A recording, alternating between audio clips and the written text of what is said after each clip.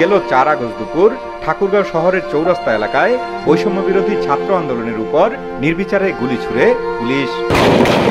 আইনশৃঙ্খলা বাহিনীর ছোড়া রাবার বুলেট ও গুলিতে একের পর এক শিক্ষার্থী আহত হয়ে সড়কে লুটিয়ে পড়েন। এ সময় সড়কের পাশে দাঁড়িয়েছিলেন রিকশা চালক রাজু ইসলাম। তাৎক্ষণিক বাড়ি ফিরে নিজের অটোরিকশা নিয়ে আসেন। শিক্ষার্থীদের রিকশায় তুলে ছুটে যান বিভিন্ন হাসপাতালে। কয়েকজন শিক্ষার্থীকে হাসপাতালে পৌঁছে দিয়ে আবারও আহত শিক্ষার্থীদের উদ্ধারে ঘটনাস্থলে ফিরছিলেন রাজু। এ সময় হঠাৎ একটি গুলি এসে লাগে তার ডান চোখে। নিমিষেই অন্ধকার হয়ে যায় তার দুনিয়া। গুলিবিদ্ধ শিক্ষার্থীদের উদ্ধারে এসে নিজেই হন গুলিবিদ্ধ।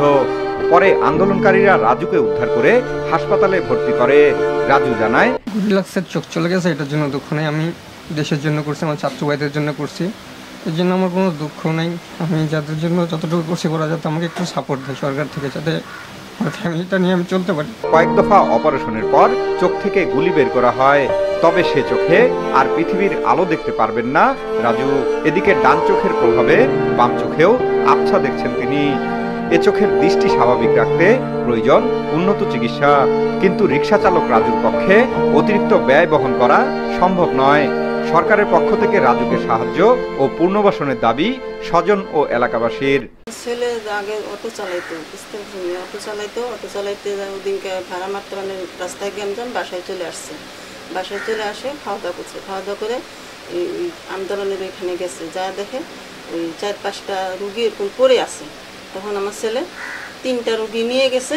আর একটা রুগী যখন নিতে আসছে ওই সময় আমার ছেলের চোখে গুলি লাগছে। এখন যে গুলি লাগছে এখন তো ও এক চোখে দেখতেই পারবে না।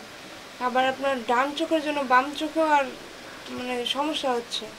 বাসা ও একমাত্র ইনকাম করার কারণে আমাদের সংসারটা এখন অনেক কষ্টের অভাবে আসছি।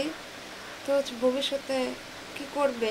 যেই ছাত্র জনতার যে গণ অভ্যুত্থানের উনিও বেশ ভালো ভূমিকা রেখেছে। তিনি যে অসুস্থ শিক্ষার্থীরা রয়েছে তাদের হাসপাতালে পৌঁছাতে গিয়ে কিন্তু তার আজ এই অবস্থা। তো সরকারের কাছে একটাই দাবি, তিনি তো আর চোখে দেখতে পারবেন না, এক চোখ তার অক্ষম হয়ে গেল। তো সরকার যেন তার প্রতি দৃষ্টি দেয় এবং তাকে যেন অপারেশনের মাধ্যমে আর কি ডান যেই চোখে গুলিটা রাখছিল ওই চোখটা আর কি নষ্ট হয়ে যায়। তো এখন যেহেতু উনি আর কি ওনার পরিবারে একমাত্র উপার্জনক্ষম ব্যক্তি, আর এখন ওনার যেহেতু চোখটা নষ্ট হয়ে গেছে, সেক্ষেত্রে ওনার একটু মানে পরিবারের সচ্ছলতার জন্য একটু আর কি আর্থিক বা ওনার যদি কর্মসংস্থান ব্যবস্থা করে দেওয়া যেত তাহলে আর কি ওনার পরিবারটা একটু ভালো হতো আর কি। এই জিনিসটা যদি আমাদের উপদেষ্টাগণ বা অন্য কেউ যদি আর কি বিষয়টা মানে ক্ষতি দেখতে পারে বা যদি কর্মসংস্থান ব্যবস্থা করতে পারে তাহলে তো ওনার পরিবারটা আর কি সচ্ছলতা ফ্রি হবে আর কি।